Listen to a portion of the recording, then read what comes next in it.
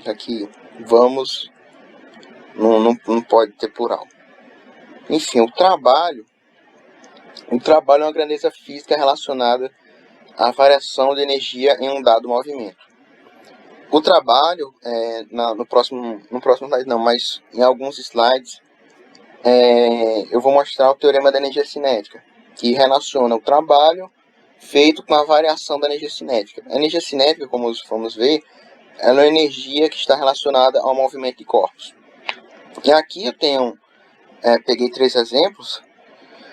O primeiro é um cortador de grama, o segundo é uma maleta, um homem carregando uma maleta, e o terceiro é uma maleta subindo uma escada, como se fosse subindo uma escada, ou indo por um elevador. No primeiro caso, a gente vê que tem o homem, no caso, ele faz um deslocamento da esquerda para a direita, nesse sentido. Mas a força que ele aplica no carrinho,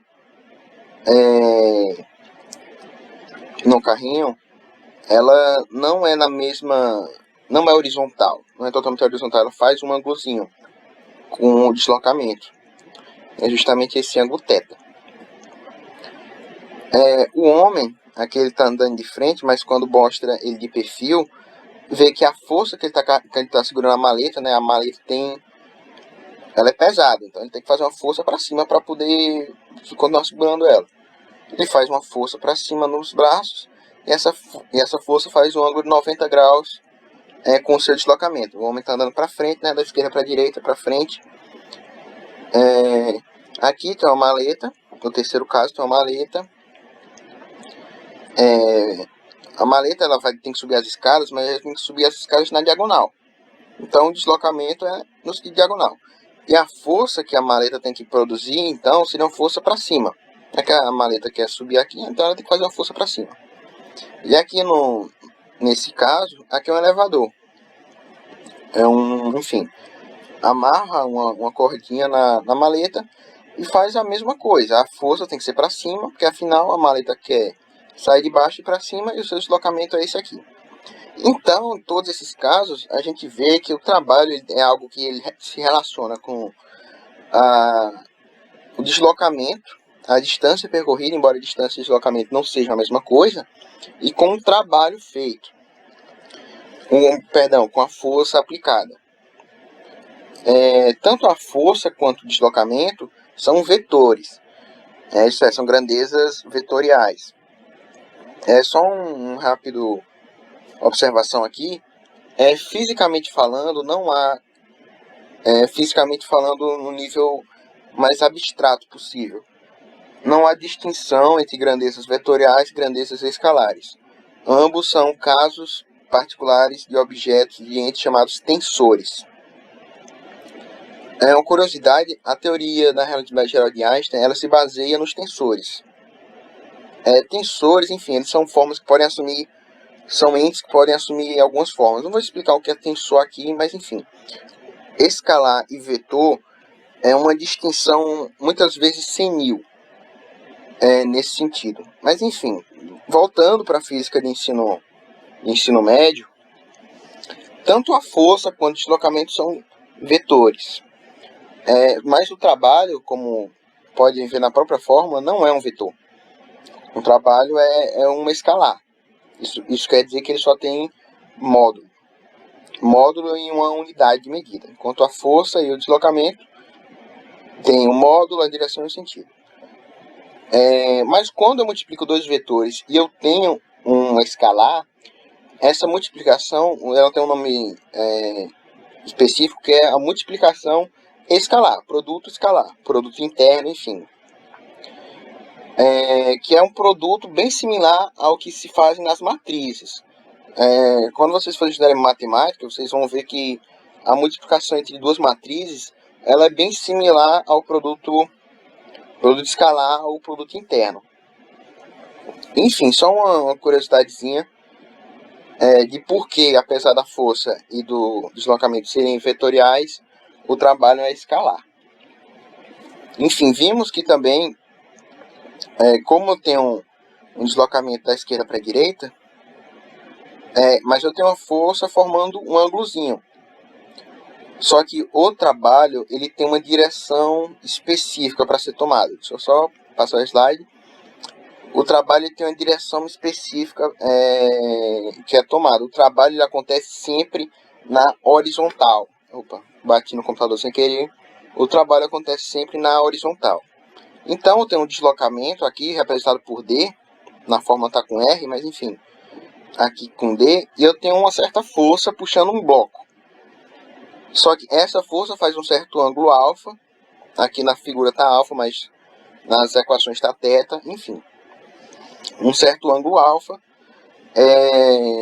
E aqui embaixo vai ter a Fx, que é a força de x, a força na horizontal. Porque o trabalho ele só leva em conta as forças feitas na horizontal.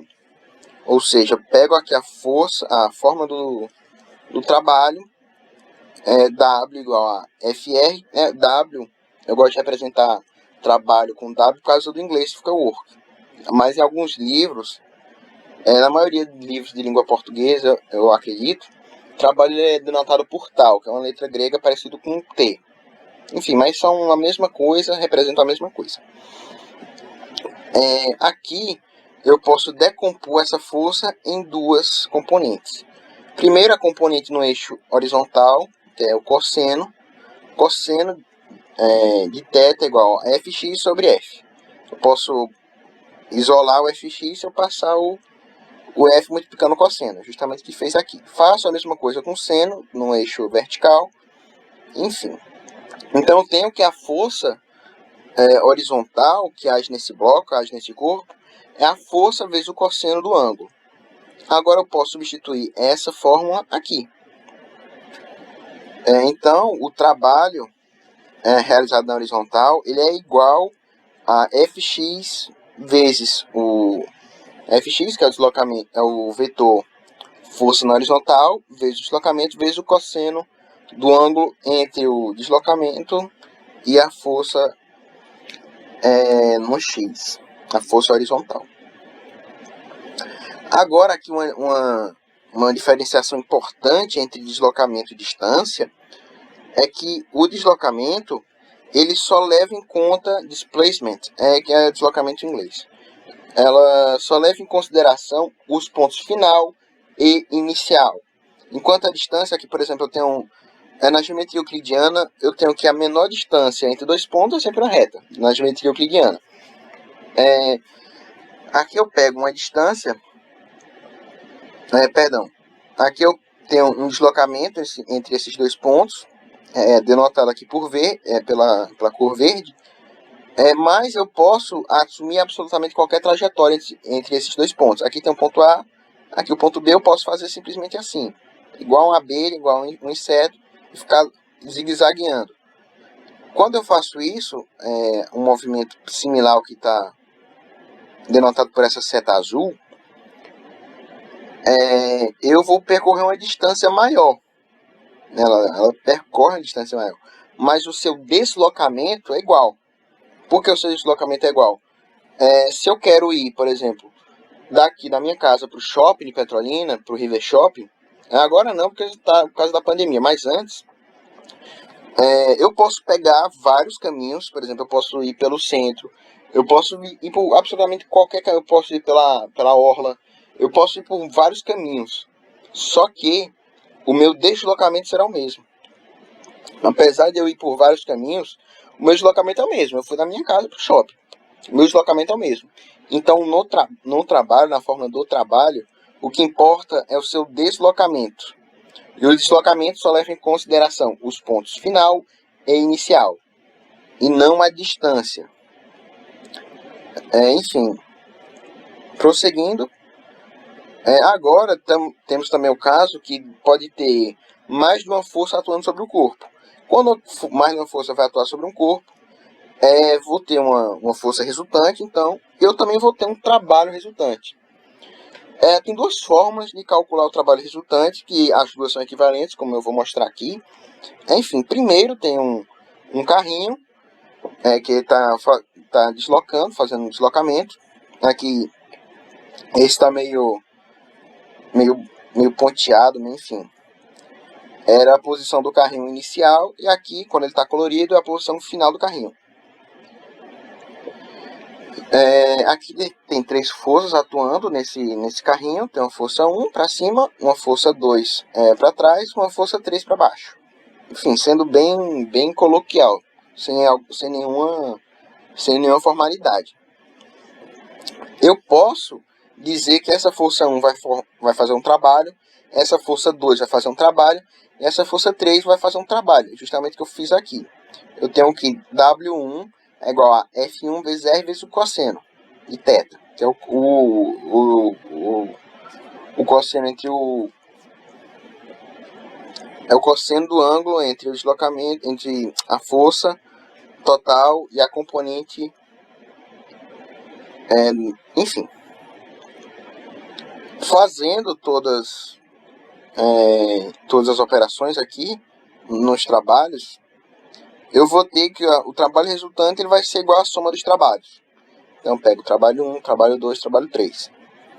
E agora, eu sei que trabalho 1 é F1 vezes R vezes o cosseno de θ, trabalho 2, F2 vezes R vezes o cosseno de θ, mais trabalho 3, F3 vezes R vezes o cosseno de θ. Agora eu posso deixar o R cosseno em evidência, eu deixo eles em evidência e vou agora somar as forças.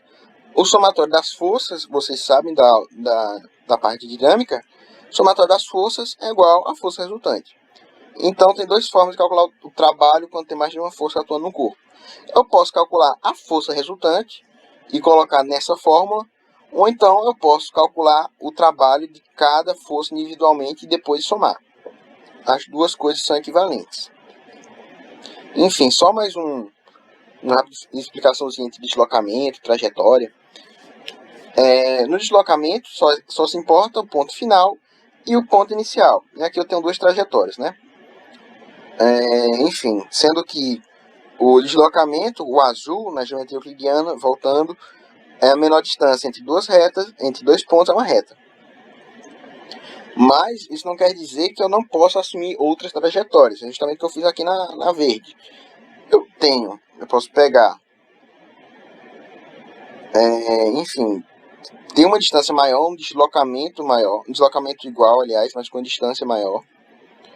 Eu posso também ter outra trajetória. Eu posso ter vários tipos de trajetória nesse aqui. Imagino que o ponto vermelho seja algo, aqui ele vai para cima, vai para o lado, enfim. E no final ele chega em B. Ele vai ter o mesmo deslocamento, mas com diferentes trajetórias. Bom, se o deslocamento só depende do ponto final e inicial, então o movimento circular uniforme, que é um movimento aqui de satélites, que está representado no GIF, ele vai ter sempre o mesmo... vamos imaginar que esse ponto A seja o ponto inicial. Aí vai esperar que os satélites iam voltar. Pronto. O ponto A, que é o ponto inicial, também é o ponto final. Ou seja, no movimento circular uniforme, o ponto final coincide com o ponto inicial. Ou seja, o seu deslocamento é nulo. Apesar do seu deslocamento ser nulo, ele, obviamente, não tem... A sua distância percorrida não é nula. Afinal, ele está fazendo aqui, percorrendo um círculo. Mas o seu deslocamento é nulo porque, como trabalho, o deslocamento, perdão, só depende do ponto final inicial. Como o ponto final é igual ao ponto final, o ponto inicial é igual ao ponto final, tem que o deslocamento, perdão, é zero. Um exemplo, só voltando naquele exemplo do shopping, se eu for da minha casa para o shopping e depois voltar para minha casa, o meu deslocamento vai ser zero. Eu fui para o shopping, mas eu voltei. Então, no final das contas, eu não me desloquei. Meu deslocamento foi zero, apesar de eu ter ido para o shopping e voltado, ou seja, eu tive uma trajetória, eu tive um espaço percorrido, mas o meu deslocamento no final foi igual, foi igual a zero. Enfim, ou seja, como a fórmula do trabalho, preciso da força vezes o raio vezes o cosseno de θ, o raio não, perdão, o deslocamento, porque eu botei R, aí eu confundi com raio, mas esse R é deslocamento. Enfim, como o deslocamento é zero, então o trabalho será também zero. Outra forma de calcular, aliás, é perceber que os vetores entre a velocidade e a aceleração centrípeta é de 90 graus. Ou seja, quando eu coloco cosseno de 90, eu tenho que cosseno de 90 igual a zero. Ou seja, o trabalho também vai ser igual a zero. Duas formas de saber que o trabalho, o movimento circular uniforme é zero. Enfim, prosseguindo, eu posso ter o trabalho de uma força variável. Aqui eu tenho um gráfico. Esses dois casos aqui, para calcular o trabalho, eu tenho que essa força é constante. Esse FR, a força resultante, é constante. Aqui eu tenho um gráfico da força pelo deslocamento. Eu vejo que no deslocamento 1 e 2 houve uma variação da intensidade da força. Houve uma variação na intensidade da força. Ou seja, eu já não posso mais usar aquela fórmula de trabalho igual a força vezes o deslocamento. Na verdade, para calcular isso aqui, eu vou ter que usar um conceito de matemática, de cálculo, de matemática de ensino superior, que é a integral de Riemann. Ou, enfim, uma integral definida. Eu não vou explicar o que é integral definida, tá? Enfim, só se alguém tiver curiosidade para pesquisar. Enfim, basicamente, eu pego esse espaço aqui, eu divido ele em infinitos retângulos. Imagina que eu tenho aqui essa altura. Eu pego aqui um retângulo. Eu vou fazendo isso em toda a extensão, até que as áreas dos retângulos vai se aproximando à área da curva. Enfim, essa forma de achar o trabalho é uma forma mais avançada. Nos cálculos daqui do ensino médio, do Enem, enfim, geralmente, deixa eu ver se eu tenho um gráfico, pronto, já tem aqui. Geralmente os gráficos que o aluno vai trabalhar no ensino médio são gráficos que a pessoa sabe calcular a área. Por exemplo, aqui é um quadrilátero, só calcular base vezes altura. Aqui é um triângulo, base vezes altura é dividido por 2. Aqui é outro triângulo, enfim. Então, no ensino médio, são figuras que o aluno sabe calcular a área.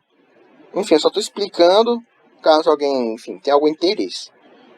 Aqui, nessa figura, eu posso, por exemplo, pegar a área daqui, né, dos quadradozinhos azuis, eu pego essa área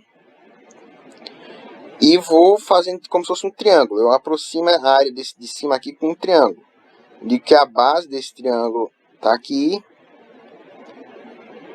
ela vai ter outros dois lados aqui em cima. Eu vou aproximar a área disso por um triângulo. Enfim, então o trabalho de uma força variável, ele é numericamente igual à área sobre a curva.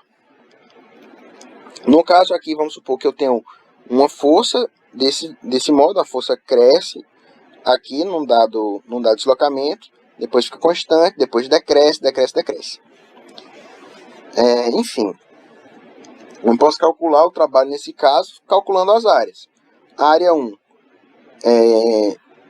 a área 1 é um triângulo, a área 2 é um quadrilátero, a área 3 é um outro triângulo e a área 4 outro triângulo. Então esse símbolozinho aqui, esse símbolo é o sigma, uma letra grega, ele denota somatório. Quando eu tenho um sigma, por exemplo, sigma de AN, de n variando de 1 até n maiúsculo, no caso, eu vou dizer que eu pego, vamos supor que esse n maiúsculo seja 10, eu vou pegar A1 mais A2 mais A3 mais A4 até A10. Então, enfim. Toda vez que vocês virem esse símbolo, é um símbolo de soma. Ele vai somar todos os elementos do conjunto. No caso, aqui eu tenho 4 áreas. Aqui, esse aqui é um trapézio, né? Se você for mais ligado na geometria, vai ver que isso aqui é um trapézio. Então, eu posso calcular a área grande essa área grande aqui como se fosse um trapézio. Mas, enfim. Calculando como se fosse triângulo e quadrilátero mesmo, eu tenho 4 áreas, eu vou calcular a área, cada uma dessas áreas individualmente, depois eu vou somar. A área 1 é um triângulo, então eu vou pegar base vezes altura dividido por 2. A base aqui, 2. Vai de 0 a 2, a base é 2. E a altura é 10. 2 vezes 10 dividido por 2. Mais a área 2, a base é 2 também. Por que é 2? Do 4 para o 2, 4 menos 2, 2. Então, 2 de base, 10 de altura. Então, 2 vezes 10. Mais a área 3 agora, do 7 para o 4. 3. 3 de base, 10 de altura. 3 vezes 10 dividido por 2. Mas, agora tem que tomar cuidado, porque a base deu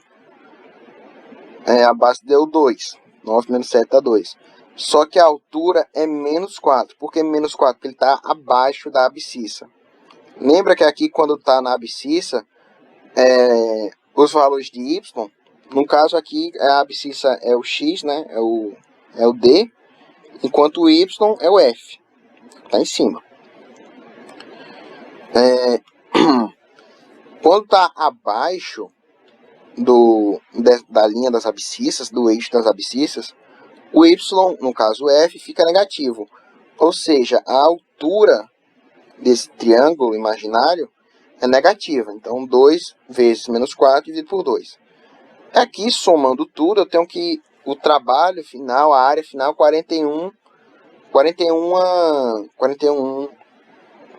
de trabalho, né? Sabemos que a força se dá em Newton, que o deslocamento se dá em metro. Então, Newton vezes metro dá a unidade de trabalho, que é o Joule, que é a mesma unidade de energia, por exemplo. Agora, o trabalho da força-peso. Para realizar o cálculo do trabalho da força-peso, devemos considerar a trajetória como a altura entre o corpo e o ponto de origem e a força a ser empregada, a força-peso. Enfim, eu tenho aqui um ponto A e aqui outro ponto B. Lembrando sempre que o trabalho só depende do deslocamento. Então, independentemente do caminho que ele seguir, independente do caminho que ele seguir, ele vai ter sempre o mesmo trabalho. Afinal, o ponto final foi igual ao ponto inicial. Perdão, só depende do ponto final e do ponto inicial. Estou um pouco atrapalhado hoje. Enfim, como o deslocamento é justamente essa altura. Aqui está a altura 0, aqui está a altura máxima. Vamos supor 10 metros, 100 metros, enfim. O deslocamento, vamos supor que eu vou abandonar uma bola. Eu estou, sei lá, num prédio, eu deixo uma bola cair, ela vai ter um certo trabalho. A distância percorrida por essa bola, o deslocamento dessa bola, vai ser justamente a altura que ela teve que percorrer. E a força que vai estar sendo empregada nessa bola é justamente a força-peso, o seu peso. A gente sabe que o peso é igual a massa vezes a aceleração da gravidade. Enfim, e também, como o ângulo aqui é um ângulo reto, é um ângulo de zero, porque tanto a altura está apontando para baixo. Vamos supor que tenha um vetor altura. A altura está apontando para baixo e o peso está apontando para baixo. Então, o vetor, o ângulo entre a altura e o peso, como os dois estão apontando para baixo juntos, é o ângulo de zero. Cosseno de zero é igual a 1. Então, enfim. Substituindo tudo aqui na fórmula, eu tenho que trabalhar na força-peso, a massa vezes a aceleração da gravidade vezes a ΔH, que é a variação da altura, ou só H, tanto faz, é só questão de nomenclatura mesmo. Pronto, aqui independente do percurso, o trabalho da força-peso será sempre o mesmo. Aqui eu peguei um caso de um plano inclinado. Vocês viram que um plano inclinado ele é uma forma mais eficiente, vamos dizer assim, de fazer um objeto subir, percorrer um determinado desnível. Mas apesar disso, o trabalho vai ser o mesmo do que se eu pegar um objeto e ir carregando ele pelas escadas. Vamos supor que eu tenho uma escada e eu tenho uma rampa. As duas com a mesma altura, tá? E eu vou querer saber qual o trabalho que eu preciso fazer para carregar, sei lá, uma maleta nesse trajeto. Como a altura delas é a mesma, da rampa e da escada, então o meu deslocamento vai ser o mesmo. Se o meu deslocamento é o mesmo e a minha força que eu estou aplicando, no caso para carregar a maleta nas duas situações é a mesma, então meu trabalho vai ser o mesmo. Eu vou ter que fazer o mesmo trabalho para poder carregar essa maleta, independente se eu for na rampa ou se eu for na escada. Mas apesar disso, é mais cômodo ir na rampa, apesar de ter o mesmo trabalho, tá? Se alguém não entender alguma coisa, mas caso exista alguém, tá? Caso essa pessoa exista, enfim, se eu não tiver sido claro, pode perguntar que eu respondo. Trabalho da força elástica.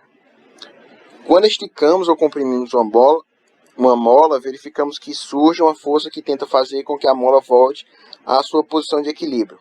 Essa força, chamada de força elástica, não é constante e sua intensidade varia em função da deformação. Vocês viram em dinâmica, lendo as apostilas,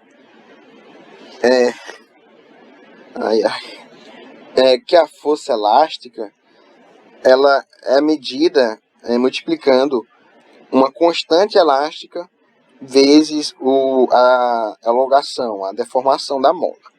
Então, é uma força que não é constante, é uma força que, como o próprio gráfico já diz, ela varia conforme a deformação da mola. Se eu deformo muito a mola, se eu puxo muito a mola, vou ter que a força que eu vou ter que produzir para poder fazer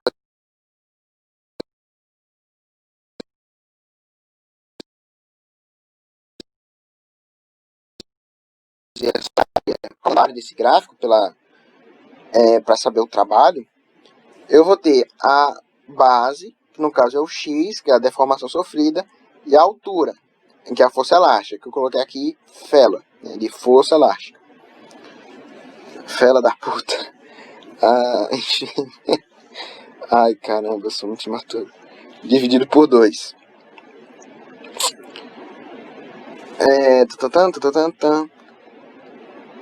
Enfim, como a força elástica é igual a constante elástica vezes o X, então força lá constante elástica vezes X vezes X, dividido por 2. Então, um triângulo, né?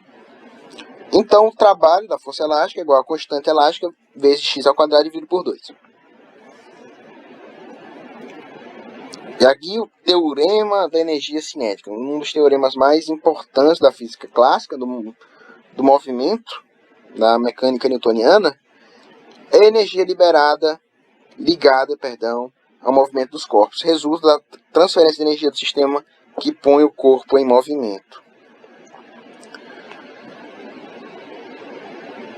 Eu tenho um certo trabalho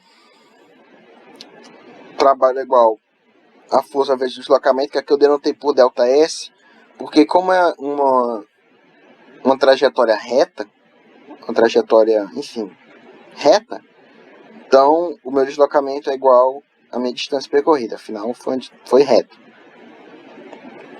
E eu sei que a força é igual a massa vezes a aceleração. Pronto. Em posse disso, pela equação de Torricelli, do movimento circular uniformemente variado, movimento retilíneo uniformemente variado, estou um pouco confuso hoje.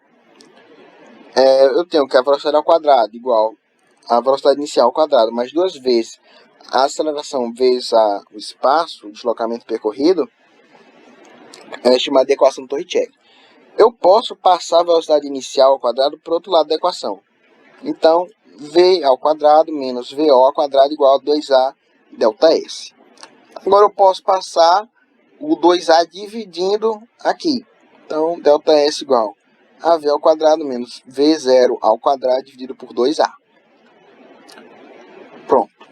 Então, se eu for substituir o que eu achei, aqui eu sei que o ΔS é igual a velocidade final ao quadrado menos velocidade inicial ao quadrado dividido por 2 vezes a aceleração. Eu posso substituir agora nessa expressão. Então, trabalho é igual a massa vezes a aceleração vezes o deslocamento. Como o deslocamento é isso, substituo. Agora eu posso cortar a aceleração. Eu tenho que a massa vezes velocidade ao quadrado menos velocidade inicial ao quadrado dividido por 2. Aí eu passo, né, vou multiplicando aqui, fazendo a propriedade distributiva com a massa. Passo a massa aqui para para cá e para cá, eu tenho que mv ao quadrado dividido por 2 menos mv0 ao quadrado dividido por 2. Aqui, o mv ao quadrado dividido por 2 é a energia cinética de um corpo. Então, eu tenho uma energia cinética no final do movimento, que é quando o bloco está aqui, e outra no início do movimento, que é quando o bloco está aqui. Então, se eu tenho uma velocidade, uma energia no final do movimento, e outra no início do movimento, tem uma variação, que é justamente a variação da energia cinética. Esse é o teorema da energia cinética. O trabalho em uma trajetória será sempre igual à variação da energia cinética de um corpo. O trabalho da força resultante é medido pela variação da energia cinética. Esse é um enunciado de um dos teoremas mais importantes da física. Agora, potência. Agora, imagina que eu tenho um elevador, enfim, tem um elevador e tem uma escada. Eu quero subir um prédio até, sei lá, do terraço até um andar, tal, sei lá, até o 5º andar. Aí eu posso ir pelo elevador ou eu posso ir pela escada. Como o meu deslocamento vai ser o mesmo, afinal, eu vou nos dois casos, do terraço para o 5º andar, enfim, para qualquer andar, eu vou ter que nos dois casos, tanto no elevador quanto na escada, o meu deslocamento vai ser o mesmo. Mas, obviamente, é muito mais rápido ir com o elevador. Demora muito mais tempo ir pela escada, né? Tem que subir a escada, nananana. Ou seja, apesar do deslocamento ser o mesmo, ou seja, do trabalho também ser o mesmo, o meu tempo que eu precisei para ir não foi o mesmo. É justamente aí que nasce o conceito de potência. Potência é a rapidez com a qual uma certa quantidade de energia é transformada, ou é a rapidez com que o trabalho é realizado. Pronto, aqui tem a fórmula do trabalho. É só uma formulinha que eu achei interessante na hora que eu estava fazendo material, tanto é que essa formulinha está na apostila, que eu posso calcular a potência como se fosse a força vezes a velocidade vezes o cosseno do ângulo. Mas essa fórmula quase não é usada, eu só achei ela bonitinha, enfim, então só coloquei aqui. Mas a fórmula mesmo que interessa pra gente de potência é essa de baixo. Potência é igual ao trabalho pelo intervalo de tempo.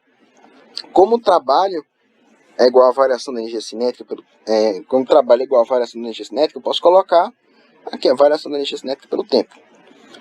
Ou seja, a potência mede a rapidez com a qual uma energia é transformada em outra ou com que o trabalho é realizado. Ou seja, apesar de, tanto no elevador quanto na escada, eu produzir o mesmo trabalho, eu os fiz em tempos diferentes. Ou seja, eu tenho uma potência diferente. Quando algo é potente, vamos dizer assim, é algo que, pelo menos no imaginário comum, é algo que tem muita energia e que essa muita energia é realizada em pouco tempo. Então, enfim, potência, ela relaciona a energia com o tempo com o qual a energia se transforma ou com o qual o trabalho é realizado. Sim, a potência é medida em watt, tá? Porque o trabalho é medido em joule e o tempo é em segundo, sistema internacional. Então, joule por segundo, watt, que é é um físico. Mas também tem muitas unidades, como quilowatt, enfim, várias outras unidades de potência.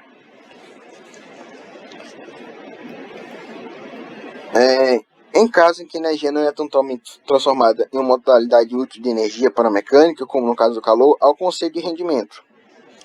Vamos supor aqui que eu tenho um motor, né? Um motor, ele vai pegar a energia e ele vai pegar um tipo de energia, uma modalidade de energia e transformar em outra. Vai pegar, sei lá, energia, enfim, vai pegar um tipo de energia e transformar em outra. Então, ela vai ter uma energia de entrada, uma potência de entrada e uma potência de saída, que é a energia que ele consegue produzir. Mas nesse processo vai ter alguma perda. Não é que a energia se perdeu, é que essa perda é justamente o que corresponde à energia que não pôde ser convertida em outra. Imagine, só dando um exemplo mais fácil, imagina um aquecedor de água, que ele aqueça a água usando uma placa fotovoltaica. A placa fotovoltaica é a placa de energia solar. Enfim, então eu pego uma placa de energia solar, vai estar recebendo sol, e eu vou pegar a energia que essa placa está gerando para aquecer uma água. Enfim, eu tenho a potência total, a energia total que chega na placa, vamos supor que seja 100. 100 unidades, 100 watts, 100 kW, enfim, 100 alguma coisa. Só que essa placa fotovoltaica, ela não consegue utilizar 100, porque ela não consegue aproveitar todos esses 100. Vamos supor que ela aproveite 20, 20 watts, 20 kW, enfim, 20 unidades, 20 alguma coisa. Porque ela sempre ela vai esquentar, ela vai, enfim, esquentar no seu circuito interno, não esquentar por causa do sol, tá?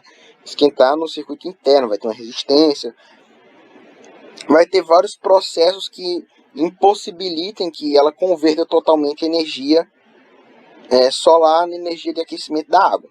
Ou seja, nesses casos, tem algo chamado de rendimento, que é justamente a razão entre a potência total e a potência útil. Não precisa decorar essa fórmula, é uma fórmula bem lógica, na verdade. Enfim, se eu tenho um rendimento, eu vou ter, então, relacionar tudo, o todo, pela uma parte. Ou seja, eu vou relacionar a potência útil dividido pela potência total. Não precisa decorar, é só, enfim, se ligar no conceito. Enfim, caso alguém não tenha entendido o rendimento, potência, também pode comunicar à vontade, sem qualquer problema. Agora, energia. Energia, uma definição bem infantil de energia. Infantil não que criança dê, mas infantil no sentido teórico do termo, no sentido mais físico do termo. Capacidade de realizar trabalho. Essa é a definição de energia. É a capacidade de um corpo realizar trabalho. Pronto. Ponto. Só que há várias modalidades de energia. Eu vou falar também um pouquinho, além das modalidades de energia, sobre fontes limpas de energia e fontes sujas, enfim, fontes poluentes, fontes renováveis, não renováveis, que, enfim, é um assunto, uma interdisciplinaridade legal com geografia, né, que trata sobre essas matrizes energéticas. Enfim, aqui eu tenho um exemplo, tem uma gotinha d'água, tem uma plantinha, tem um raio, tem um sol, tem aqui uma hélice, tem uma lâmpadazinha, tem uma placa fotovoltaica, tem um símbolozinho dos 3 R's, né? Reduzir, reutilizar, reciclar. Enfim. Aqui eu tenho um esqueminha que mostra como a energia, cada modalidade de energia, cada tipo de energia, ela pode se transformar em outra para utilização. Aqui eu posso pegar o petróleo, refinar o petróleo, levar para o posto de gasolina e depois abastecer um carro. Ou eu posso também pegar o petróleo, levar para uma central térmica que vai aquecer a água, enfim, aquecer alguma coisa. Eu posso pegar gás natural, ele é feito principalmente de metano. Eu posso levar para a central térmica ou posso utilizar esse gás natural como fonte de calor para aquecer a água, para aquecer alguma coisa. E esse calor depois vai ser convertido em serviços, em energia elétrica para nossa casa ou para a indústria. Deixa eu ver aqui, voltando aqui um pouquinho. Enfim, eu vou explicar agora a definição, não, a distinção entre energia limpa, energia renovável, não renovável, etc, etc, etc. Usando essas daqui como base, tá? Não que seja só elas. Enfim, petróleo. Primeiro, aliás, antes de falar primeiro que é petróleo, primeiro, uma energia limpa, como o próprio nome já diz, é uma energia com baixa emissão de gases poluentes. Todo tipo de energia, na verdade, vai ter uma pequena fraçãozinha que vai ser poluente. Mas, claro, tem energia que é mais limpa que a outra. Por exemplo, a energia nuclear, ao contrário do que muita gente pensa, ela é a energia mais limpa que existe. Ela tem muito pouco gás poluente que ela solta. Ao passo que a energia termoelétrica é uma das mais poluentes. Que afinal ela pega o carvão, queima o carvão, e isso enfim, faz CO2, vai para a camada de ozônio e aí arrebenta com o aquecimento global. Enfim, então a energia limpa é energia com baixa emissão de gases poluentes, ao passo que a energia poluidora, com a fonte poluidora de energia, como o próprio nome já diz, polui. Mas apesar disso, nem toda energia limpa é renovável e nem toda energia poluidora é não renovável. Por exemplo, uma energia que é renovável, mas é poluidora, é o gás natural. O gás natural ele usa o quê? Ele usa basicamente metano. Metano, para quem não sabe, é o gás vaca, por exemplo. Vou dar um exemplo clássico de vaca. Vacas, se não me engano, são responsáveis por cerca de 1/3 da emissão de metano na atmosfera. Enfim, pelo pum. Sem brincadeira. A vaca peida. Como o nosso estilo de vida, enfim, hambúrguer, enfim, várias coisas que a vaca é útil. Enfim, então no mundo todo tem uma pecuária de vaca, enfim, bovinocultura extremamente, enfim, rica. As vacas ficam peidando e esses peidos, enfim, os gás natural da vaca, pode servir como fonte de energia, só que é uma fonte de energia renovável, né? Porque, enfim, as vacas ficam peidando. Só que ela é uma fonte poluidora, né? Porque eu vou pegar o gás natural, vou tacar fogo no gás natural, vou, enfim, fazer um processo de combustão. Então vai poluir o meio ambiente. Apesar de ser poluidora, é renovável. Tô dando um exemplo estúpido com vaca, já que gás natural, geralmente pega o gás natural debaixo da terra. Cava um buraco, faz uma análise geológica e vê que numa determinada área tem um bolsão de gás. Então pega esse gás geralmente debaixo da terra, tá? Eu estou dando um exemplo estúpido com as vacas para ver se fica mais fácil de entender. Biomassa, a mesma coisa. Biomassa é energia que ela é renovável, mas não é uma energia limpa, é uma energia poluidora. Biomassa, aqui está aqui, imagina, pega uma árvore, derruba uma árvore, igual os caras estão fazendo na Amazônia agora, na pandemia, né? Porque, enfim, o Brasil é o país da risada, né? É o país, enfim, mundo se acabando em coronavírus. Aí vem um grileiro arrombado, perdão pela palavra, até faltou palavra, enfim, um lixo humano. Aí fica tentando derrubar, matando floresta, matando índio, enfim, esse tipo de gente, esses lixo humano, é só um atraso pro país, tá? Esses pecuaristas, esses lixos aí, são um atraso pro país. A Amazônia é muito mais lucrativa, qualquer coisa, qualquer recurso natural é muito mais lucrativo, já que esses desgraças só precisam de dinheiro. É muito mais lucrativo manter a Amazônia em pé, fazendo pesquisa, fazendo ciência, usando a Amazônia, do que ficar derrubando para tacar fogo na madeira e ficar vendendo madeira, né? Porque o Brasil virou isso. O Brasil virou um país que só exporta commodity. Enfim. Voltando um pouco ao assunto. Biomassa. Eu vou imaginar que eu pego uma árvore, eu derrubo a árvore e eu deixo, enfim, lá por um tempo. A árvore se degradando. Com o tempo eu vou ter uma biomassa da degradação dessa árvore. Eu posso pegar essa biomassa, tacar fogo, né, fazer um processo de combustão e, obviamente, vai ter uma poluição. Ou seja, apesar de ser algo renovável, não é limpo, é energia poluente. Agora, energia eólica,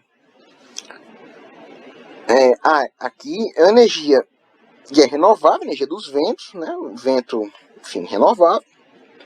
É uma energia limpa, com baixa emissão. Só que é uma energia relativamente cara, porque tem que ter um grande espaço para você produzir, colocar as turbinas eólicas, tem que ter muito espaço mesmo. E também tem que estar numa boa altura, né? Porque o vento tem que estar numa boa altura para bater na hélice e fazer a hélice girar com velocidade. Ou seja, é uma energia que é limpa, que é renovável, mas ela é um pouco cara. Quanto à energia hídrica, responsável por cerca de 80%, se não me engano, da matriz energética brasileira, as hidrelétricas, elas elas comumente são tidas como renováveis, que, enfim, são energias da água, e limpas. Tá? Comumente. Por que comumente? Porque isso varia de autor para autor. Não é nem de autor para autor, é de interpretação para interpretação. Algumas pessoas interpretam que como ela não queima nada, enfim, não é responsável direta por aumento nos índices de poluição, então é uma fonte limpa.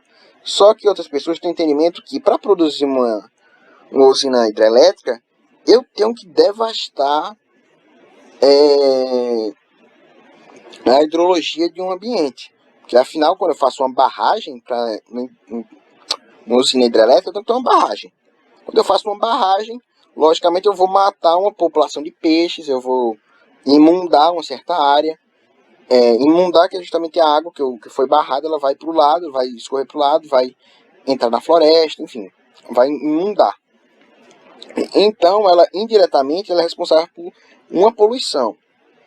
Ou seja, isso depende muito da interpretação de cada um. É uma energia que é renovável, mas para algumas pessoas ela é limpa, para outras não é energia limpa, é energia que é poluente. Tá? Enfim, aí no caso do Enem, leia a questão. Se a questão pelo jeito que a questão trata, porque o Enem é assim, o Enem não é difícil, era só você interpretar. Se pela sua interpretação a questão está dizendo que a energia hidrelétrica ela é pouco poluente, então você coloca que é energia limpa. Se ela diz que é muito poluente, então diga que é uma energia poluente. Mas enfim, sempre lembrando da interpretação, é fundamental. Ondas também eu posso ter a energia de onda, que é uma energia que não é muito comum no Brasil, mas enfim, eu faço uma barragem numa praia, eu coloco turbinas nessa barragem, aí quando a onda bater, vai fazer girar a turbina, essa turbina vai gerar energia elétrica. É basicamente como vem das ondas, então é renovável e é limpo. A energia solar, tenho aqui energia solar. A energia solar é renovável, afinal, o Sol ele não acaba. Pelo menos não vai acabar nos próximos 5 bilhões de anos. Enfim, fonte renovável, fonte limpa. Apesar de ser fonte limpa, também tem alguns pequenos probleminhas ecológicos, porque como a placa fotovoltaica ela parece um pouco com a janela, vamos dizer assim, acaba que os passarinhos acabam se confundindo e acaba batendo. Ou seja, enfim, apesar dela ser energia limpa, ela tem um pequeno problema que é justamente os pássaros ficarem batendo nela e acabarem, vez ou outra, morrendo. Enfim, energia solar, energia limpa, mas energia limpa e renovável. Enquanto a geotérmica, que é um pouco confusa, mas geotérmica, terra, térmica, calor. Geotérmica pega o calor da terra. Imagina que eu tenho um vulcão, sei lá, tem um Krakatoa na Indonésia, se não me engano é na Indonésia. Só que no Krakatoa, vamos dizer no Krakatoa, eu tenho determinadas fendas. Não no vulcão em si, mas perto do vulcão. Perto, em questão de alguns quilômetros. Tem algumas fendas, enfim. Então são fendas quentes. Tão quentes, tá? Tão fervendo. Se eu pegar uma quantidade boa de água nessa fenda que está quente, a água vai evaporar, lógico. Se eu pegar essa água que está evaporando e colocar uma turbina em cima, a água evapora, bate na turbina, a turbina gira e gera energia. Ou seja, a energia geotérmica pega a energia da Terra. Tem a Terra, o solo está com energia térmica grande, está esquentando a água de um ambiente, enfim, fontes hidrotermais, por exemplo. Enfim, o próprio nome já diz, hidro, água, termal, calor. Então, fontes que estão esquentando muito a água, pega a água, coloca uma turbinazinha em cima, a água vai evaporar, bate na turbina e faz a energia elétrica. Agora aqui, usinas de geração de energia. Aqui eu coloquei duas usinas, primeiro uma termoelétrica e outra uma hidrelétrica. A energia nuclear, que eu esqueci de falar aqui, que é uma energia limpa, Quem diz que energia nuclear polui é uma pessoa idiota. pessoa idiota. É uma energia extremamente limpa. As pessoas têm muito medo, muito receio de, não sei o que, desastre nuclear, blá, blá, blá. Só que desastre nuclear só acontece por irresponsabilidade humana. A energia nuclear é uma energia limpa, é uma energia barata a longo prazo, tá? Não é barato quando você vai fazer uma usina nuclear, mas ela é barata, ela fica barata ao longo do prazo. A energia mais barata ao longo do prazo, a longo prazo, aliás. Enfim, ela também, apesar disso, ela tem um pequeno... O problema dela, entre aspas, é o resíduo radioativo. Tem que ter cuidado na hora do despejo desse resíduo. Porque, enfim, se não for feito de forma adequada, dão vários problemas. Mas mesmo assim, o resíduo radioativo das usinas nucleares é muito pouco. Comparado com o tanto de energia que ela produz. Enfim, as usinas nucleares, a energia nuclear, é energia, então, limpa, mas não é renovável. Energia que ela não é renovável, mas é energia limpa. Enfim, energia nuclear funciona do mesmo jeito que a energia termoelétrica que eu vou explicar agora. Aqui eu tenho um condensador e uma água. Imagina que entre o condensador e a água tem um lago, tem uma fonte de água. Alguma coisa que tem água, enfim. Aí a usina vai puxar a água, vai levar a água para uma fornalha, vai esquentar a água na fornalha. Depois que a água for esquentada, ela vai evaporar, né, vai virar um vapor. Vai percorrer vai ter um certo deslocamento até que vai chegar na turbina. Quando o vapor de água bate na turbina, faz com que a turbina gire. Essa turbina vai ter tem um gerador, tem um alternador, que vai transformar a energia cinética do giro da turbina em energia elétrica. Então, a termoelétrica funciona assim: pega a água de um lago, enfim, de um rio, de alguma coisa, leva para a fornalha esquenta a água, o vapor d'água então bate na turbina, a turbina gira, enfim, gera a energia elétrica. A usina nuclear, do mesmo modo, tá? Só que num lugar de ter, para a fornalha funcionar, ela precisa ter carvão mineral.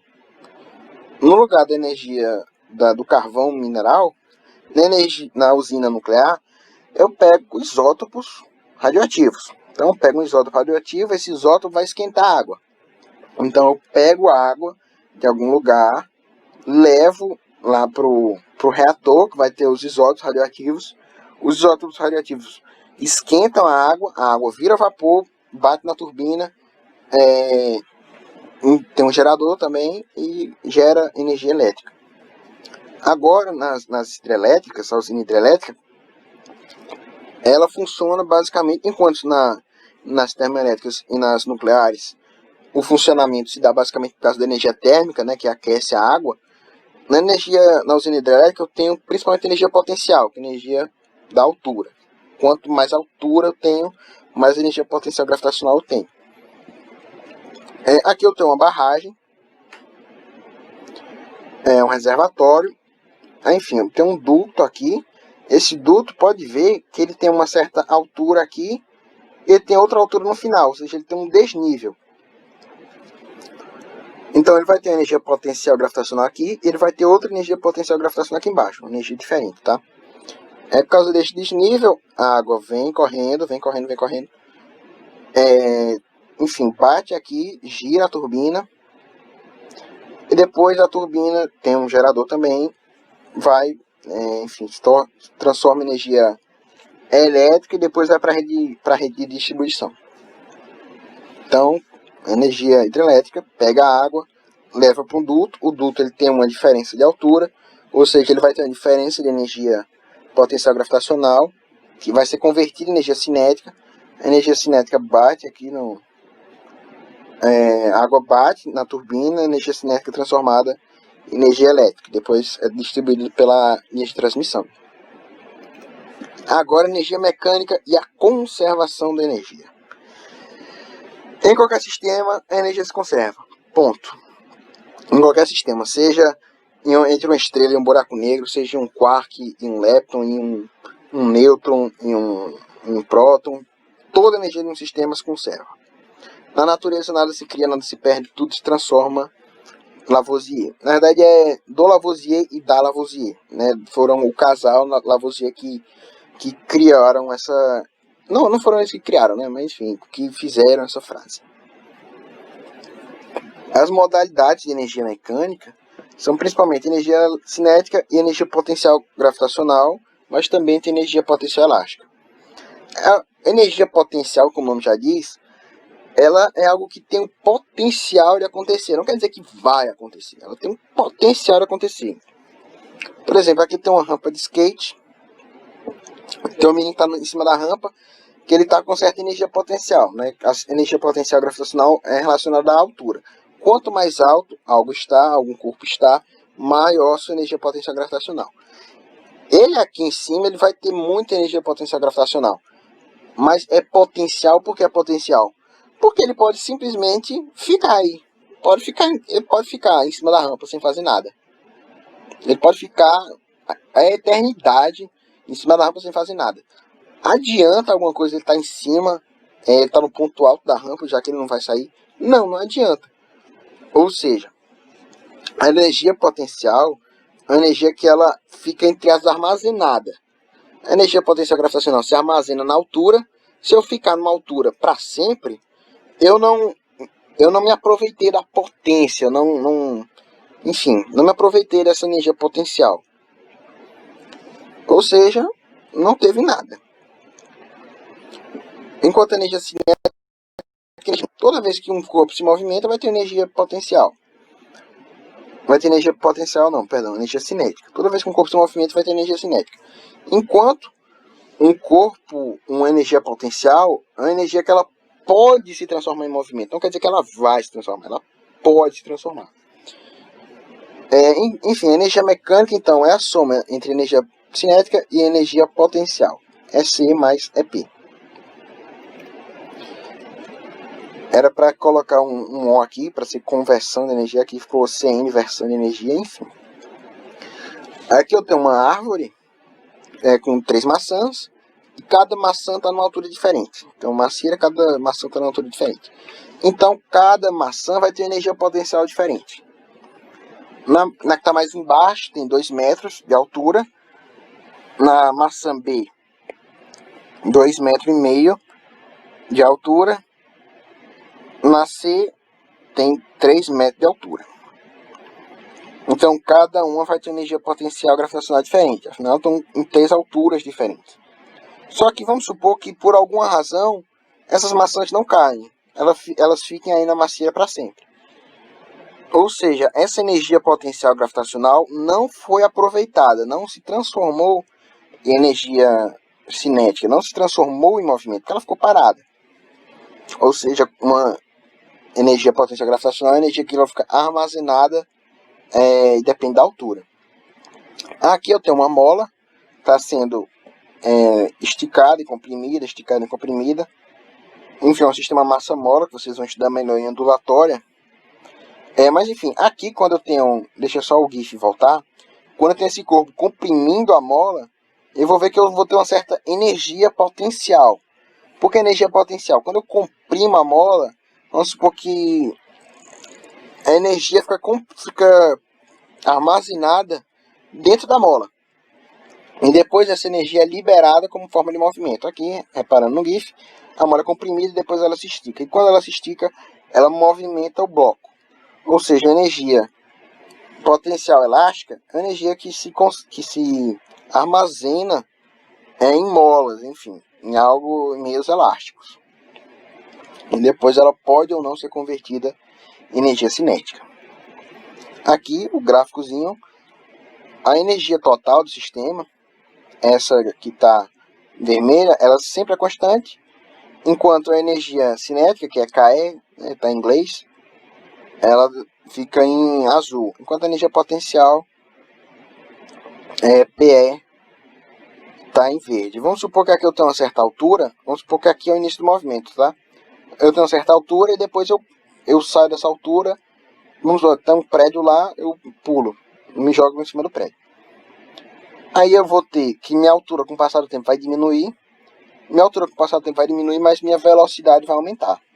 Então, minha altura diminui, como minha altura diminui, minha energia potencial gravitacional também diminui. Mas a minha energia cinética aumenta. Conforme eu vou descendo, eu vou ganhando mais velocidade e ela aumenta. Até que chega num ponto que eu paro e a energia cinética vai para zero. E a energia potencial aumenta. Aqui outro sistema, entre o sistema massa-mola, eu tenho... Deixa eu só voltar aqui. Pronto, quando aqui a mola está comprimida, eu vejo que a energia potencial é máxima. Potential energy, ela fica máxima justamente quando a mola fica comprimida. E ela fica mínima aqui quando ela está no ponto de equilíbrio. Então, distância do equilíbrio. Justamente a distância entre a elongação da mola, quanto eu deformei a mola. E agora algumas questões, se não me engano são 10 questões, mas enfim, são a maioria bem simplesinha, foram da apostila mesmo que eu retirei. Mas enfim, caso alguém não tenha entendido, pode me procurar sem problema. Primeiro, massa do bloco. Na figura, desculpa, é que eu estou um pouco avulso hoje. Na figura, sobre a ação da força de intensidade 2 Newton, constante paralela ao plano, o bloco percorre 0,8 metros ao longo do plano com velocidade constante. Admite-se G igual a 10 metros por segundo ao quadrado, expressos e atritos são dados, tem o seno, cosseno, enfim. Determina a massa do bloco, o trabalho realizado pelo peso do bloco. Aqui eu tenho que a velocidade é constante, a questão já informa, ao longo do plano com velocidade constante. Como a velocidade dele é constante, quer dizer que ele está em movimento de retilíneo uniforme. Quando está em movimento de retilíneo uniforme, não tem aceleração. Como vocês viram nas leis de Newton, quando não tem aceleração, força zero. Então a força resultante é zero. Se a força resultante é zero, coloco aqui, e a força resultante é justamente Px menos F. Px que é justamente o peso no eixo X. Lembrando que aqui é um plano inclinado. Então eu passo menos F lá para o outro lado, então Px igual a F. Px existe num plano inclinado, que é igual a M vezes G vezes o seno do ângulo. É igual a força. Eu tenho que a questão deu que a aceleração da gravidade é 10 e o ângulo é 30. O ângulo aqui que a figura mostra é 30. O seno de 30 é igual ao cosseno de 60, que é igual a 0,5. Então, eu coloco 0,5 aqui igual a 2, que é o valor da força. Então, 10 vezes 0,5 dá 5. 5m igual a 2.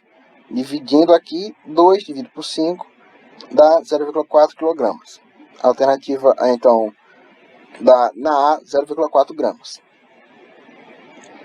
Agora, o B, o trabalho realizado pelo peso do bloco nesse percurso, eu tenho que o seno de um certo ângulo, no caso, certo ângulo não, o seno do ângulo que deu 30 foi 30, né? Então, o seno de 30 é igual a meio. Meio também é a mesma coisa que 1 sobre 2. Só que eu sei da geometria que seno é igual a altura dividido pela hipotenusa. Por que eu fiz isso? Bom, a figura sobre a ação da força constante, paralelo ao bloco, o bloco percorre 0,8 metros ao longo do plano com velocidade constante. Esse 0,8, então, é a distância que ele percorreu na rampa. Só que ele não quer o trabalho realizado na rampa. Ele quer o trabalho realizado pelo peso do bloco. O peso, ele sempre é vertical. Então, não tem como eu fazer o trabalho da vertical usando 0,8, já que o 0,8 foi a distância que ele percorreu na rampa. Ou seja, se eu sei que aqui é 0,8 e que esse ângulo é de 30, eu posso descobrir essa altura usando geometria. Então, cateto oposto, no caso a altura, aqui é um H, pela hipotenusa, que é a rampa, L. Então, eu posso passar o L para o outro lado, isolando o H. Então, eu tenho que H é igual a L sobre 2, o L 0,8, Então, 0,8 dividido por 2, 0,4. Agora, substituindo na fórmula do trabalho, da força-peso, massa vezes a aceleração da gravidade vezes a altura. A massa a gente descobriu na A, 0,4, vezes a aceleração, 10, vezes a altura, 4. Então, 0,4 vezes 10 vezes 0,4. Aqui é como se 4 vezes 10, 0,4 vezes 10 dá 4, e 4 vezes 0,4 dá 1,6, né? 1,6 joule. Então, letra B respondida, para a segunda questão. Um bloco de peso 2 kg é puxado com velocidade constante por uma distância de 4 metros em um piso horizontal por uma corda que exerce uma força de 7 N, fazendo um ângulo de 60 graus acima da horizontal. Sabendo que cosseno de 60 igual a 0,5 e seno de 60 igual a 0,88, o trabalho executado pela corda sobre o bloco é... Bom, aqui é uma questão bem simplesinha, mas deixa eu só mostrar ela. Pronto, aqui eu tenho um bloco, aqui, e eu tenho uma força puxando esse bloco. Só que o trabalho, lembrando, uma força que ela não é, que ela é inclinada, né, meio inclinada. Só que o trabalho, lembrando sempre, em consideração do trabalho, vai na direção horizontal.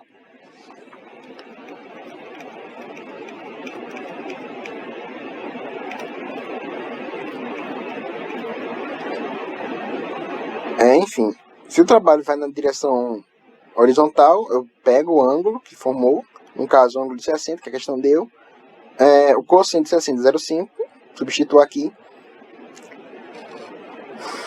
A força resultante, a questão deu, é de 7 N. Força resultante não, perdão. A força que a corda exerce é de 7 N. Vezes o deslocamento, 4. 0 vezes 4 vezes 0,5 dá 14. 7 vezes 4 dá 28. 28 dividido por 0,5 vezes 0,5, aliás, é igual a 14 joule. Letra A. Terceira questão. 3 corpos idênticos de massa M deslocam-se entre 2 níveis, como mostra a figura. A, caindo livremente, B, deslizando ao longo de um tobogã e C, descendo uma rampa. Sendo em todos os movimentos expressivas as forças dissipativas, força dissipativa enfim, um atrito, enfim, esse tipo de força.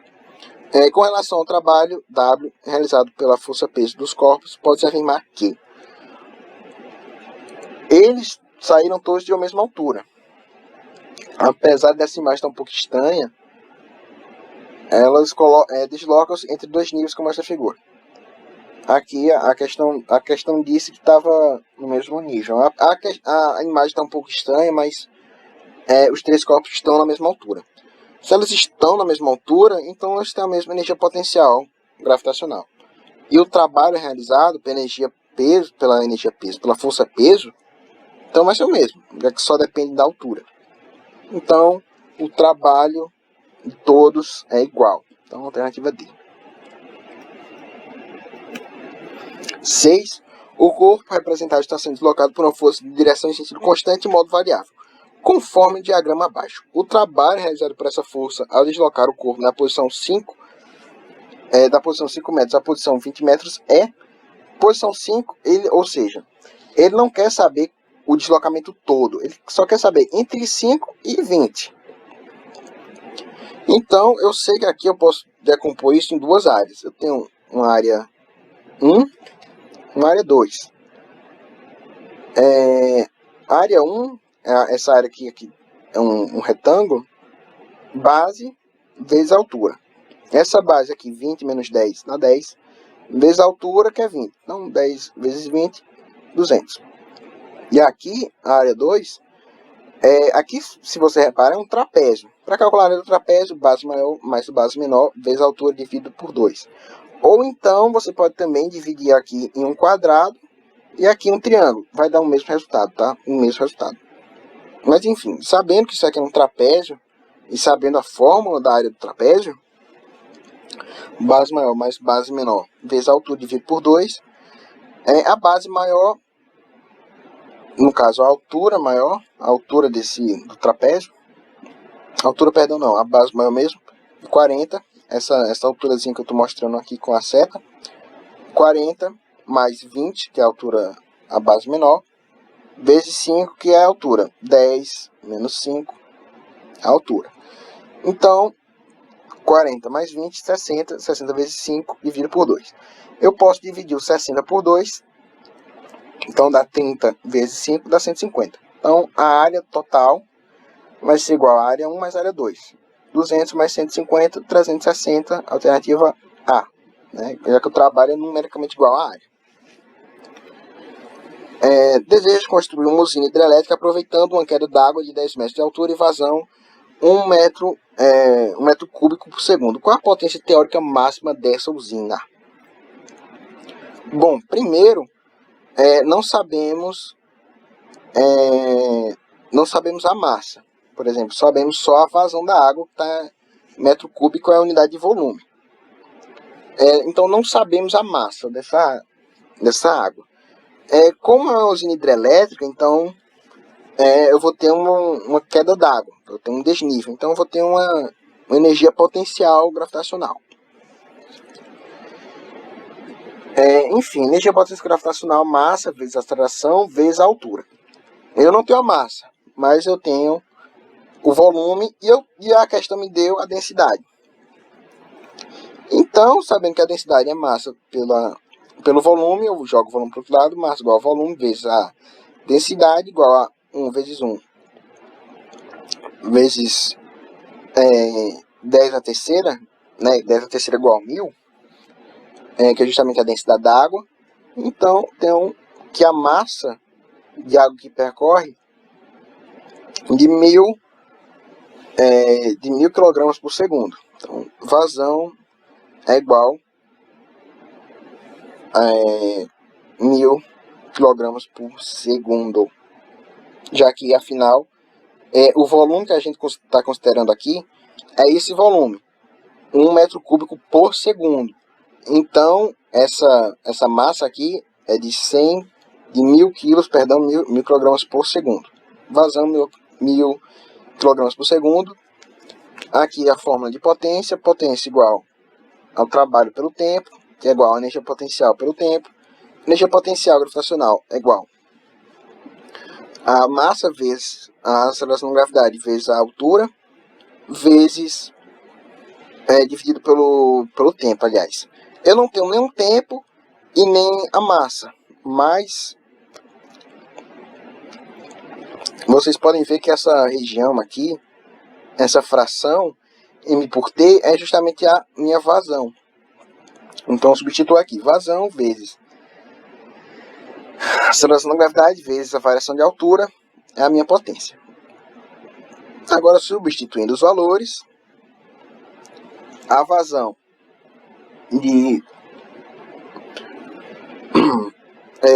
10 à terceira vezes 10, que é a aceleração da gravidade, vezes a altura, que é 10, então tenho 1000 vezes 10 vezes 10, que dá justamente 100 mil.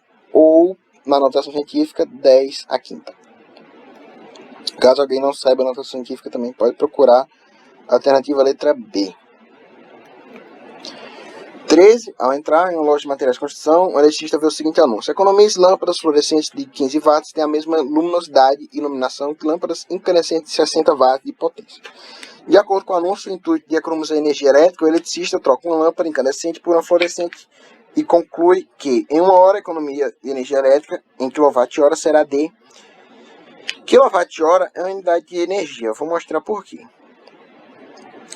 A gente sabe aqui que a forma de potência é justamente essa, energia pelo tempo. Passando o tempo para o outro lado, então energia é igual a potência vezes o tempo. Potência, a unidade no SI de potência é watt. Só que eu também posso colocar quilowatt. Né? Quilowatt não tem quilograma e grama? Pronto, enquanto 1 quilograma é 100 gramas, 1 kilowatt é igual a 1000 watts. E tempo também pode, apesar de SI ser segundo, o tempo também pode ser dado em hora. Então vamos supor que a potência esteja em kilowatt e o tempo esteja em hora, então quilowatt-hora. Então quilowatt-hora é unidade de energia, tá? Só, enfim, falando um pouco. Agora, a energia que ele quer, só voltando para a questão, a energia que ele quer economizar, ele vai trocar uma lâmpada incandescente por outra fluorescente. Então, ele vai ter uma diferença de energia que ele vai gastar. Essa diferença de energia pode ser calculada justamente usando a potência. Então, a variação de energia vai ser igual à variação da potência das duas lâmpadas vezes o intervalo de tempo. A variação da potência é justamente 60 menos 15, vezes 1, que é de 1 hora, né? Já que ele colocou as duas lâmpadas em 1 hora. Então, 45 vezes 1 dá 45 watt-hora, né? Só que ele quer a resposta em quilowatt-hora. Eu sei que 1 kWh está para 1000 watt-hora, assim como X está para 45 watt-hora. Então, fazendo a regra de 3, isolando X é igual a 45 dividido por 1000, que é 0,045 kWh. Eu esqueci de colocar o K, mas era para ter um K aqui, era para ser kWh. Então, a alternativa, a letra E. 0,05 kWh. Um objeto de massa m está posicionado a uma altura de 200 metros. Ao ser abandonado, o objeto atinge que deforma uma mola colocada no solo, sabendo que o peso do objeto corresponde ao quadrado da deformação x sofrida pela mola, determina a constante elástica da mola em Newton por metro. Bom, resolvendo aqui, eu abri essa expressão da energia mecânica. Na outra questão, que se não me engano só tem mais uma questão que tem energia mecânica, eu não fiz isso, já fui direto, mas enfim, eu vou mostrar por partes aqui como se dá essa conversão. Eu sei que a energia mecânica é igual, ela vai ser as somas entre energia potencial e energia cinética. Esse 1 é quando ele foi abandonado. Aqui, ao ser abandonado, esse 1 é quando o objeto foi abandonado. Então, EP1 energia potencial quando ele foi abandonado, e EC1 energia cinética quando ele foi abandonado. Enquanto esse 2 é quando ele bateu na mola e atinge a mola. Esse 2 é quando ele atinge a mola. Energia cinética, vamos supor não, como o objeto está a uma altura de 200 metros e ele depois vai ser abandonado, então tem que a energia cinética dele antes de ser abandonado é 0. E a energia cinética depois que ele deforma a mola também é 0. Que ele freou, né, deformou a mola. Ele deforma a mola e freia, aliás. Ou seja, a energia cinética nos dois casos é 0. Então posso cortar. Aí eu tenho que a energia potencial vai ser igual entre as somas entre as energias potencial elástica e energia potencial gravitacional. Então, energia potencial primeiro está aqui e o segundo está aqui. Só que eu não tenho energia potencial elástica no primeiro caso, antes de ser abandonado, porque ele não tem mola, enfim, só tem altura mesmo, então 0. E assim como eu não tenho energia potencial gravitacional depois de ele atingir, então 0. Então, a energia potencial gravitacional, antes de ele ser abandonado, vai ser igual a energia potencial elástica depois de ele bater na mola. Substituindo aqui nas equações, eu sei que a energia potencial gravitacional é m vezes g vezes h. Energia potencial elástica, K vezes x ao quadrado dividido por 2. Agora, eu quero determinar a constante elástica da mola em Newton, ou seja, eu isolo o K. Jogando 2 para o outro lado e o x ao quadrado para cá, eu chego nessa forma. Constante elástica igual a 2 vezes massa vezes a aceleração da gravidade vezes a altura, dividido pela deformação ao quadrado. Enfim, a questão ela não me deu nem a massa, nem a aceleração da gravidade, mas enfim, eu coloco 10, não tem problema. Mas também não deu a deformação da mola. Só que a questão deu uma informação muito importante. Sabendo que o peso do objeto corresponde ao quadrado da deformação x sofrida pela mola, ou seja, o peso é numericamente igual, nesse caso, a deformação x sofrida pela mola, ao quadrado da deformação, perdão. Ou seja, 2P vezes H dividido por 2 por x ao quadrado, como o peso corresponde ao quadrado da deformação, eu posso cortar numericamente, tá? Numericamente, não tem a mesma unidade, é só numericamente igual nessa questão. Então eu tenho que a constante elástica é 2 vezes H, e H 200 metros, então 2 vezes 200, 400. 400 newton por metro, alternativa letra A. 17. A figura ilustra um brinquedo oferecido por alguns parques, conhecido por tirolesa, no qual uma pessoa desce a determinada altura, segurando-se em uma rodana apoiada numa corda tensionada. Em determinado ponto do percurso, a pessoa se solta e cai da água em um lado. Considere que uma pessoa de 50 quilos parta do repouso do ponto A e desça até o ponto B, segurando-se na rodana, e que nesse trajeto tenha havido uma perda de 36% de energia mecânica do sistema devido ao atrito entre a rodana e a corda. No ponto B, ela se solta atingindo o ponto C. Na superfície da água, em seu movimento, o centro de massa da pessoa sofre um desnível vertical de 5 metros, mostrando na figura. Desprezando a resistência do ar e a massa da rodana e adotando G igual a 10 metros por segundo ao quadrado, pode-se afirmar que a pessoa atinge o ponto C com a velocidade em metros por segundo de modo igual a... Pronto, aqui no início do movimento ele está no ponto A, depois quando ele se solta no ponto B, e quando ele atinge a água, ponto C, então, quando ele atinge o lago, ponto C. Ele sofre um deslocamento na vertical de 5, né? A questão informa que o centro de massa se deslocou 5 metros, então se deslocou 5. E essa perda de 36% de energia mecânica foi devido ao atrito. Pois bem, eu tenho energia potencial gravitacional no início do movimento, que é calculado dessa forma. E eu também tenho o rendimento do sistema. Por quê? E que nesse trajeto havia perda de 36% da energia mecânica do sistema devido ao atrito. Ou seja, o rendimento vai ser igual a 100% menos 36. Vai ser igual a 64. Enfim, é o rendimento. O rendimento ele vai ser igual às potências, né? Potência útil vezes a potência total. Que então também vai ser igual à energia cinética dividido pela energia potencial. Então, isolando a energia cinética nesse caso, eu tenho que a energia cinética vai ser igual a 64% da energia potencial. 64%, então 64 dividido por 100, fazendo uma fração, porque eu particularmente prefiro trabalhar com fração, eu acho mais fácil. Se você preferir trabalhar com decimal, acha mais fácil, também, enfim, não tem problema algum, o resto é o mesmo. Enfim, eu sei que a energia cinética ela é massa vezes velocidade ao quadrado dividido por 2. Mas ela também, nesse caso, é igual a 64 dividido por 100 vezes a energia potencial gravitacional. Enfim, a energia potencial gravitacional também é igual a massa vezes o G vezes o H. Eu posso cortar, então, a massa, já que aparece nos dois lados. Então, eu tenho que velocidade ao quadrado dividido por 2 vai ser igual a 64 dividido por 100 vezes G vezes H. Isolando a velocidade ao quadrado, eu jogo 2 para o outro lado, né? 2 vezes 64 dividido por 100 vezes G vezes H.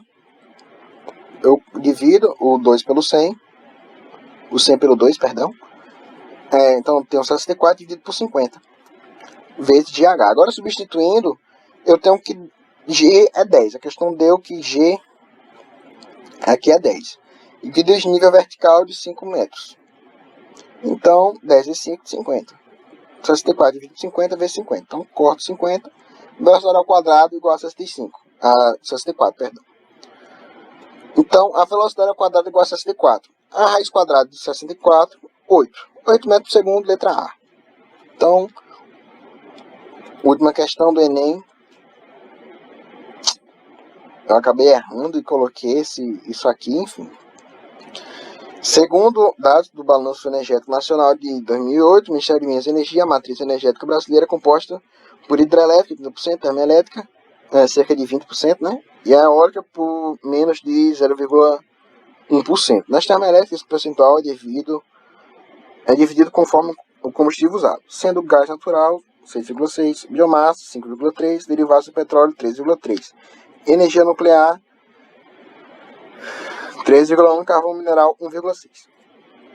Com a geração de eletricidade da biomassa, pode-se considerar que ocorre uma compensação do carbono liberado na queima do material vegetal pela absorção desse elemento no crescimento das plantas. Entretanto, estudos indicam que as emissões de metano, CH4, nas hidrelétricas podem ser comparáveis às emissões de CO2 nas termoelétricas.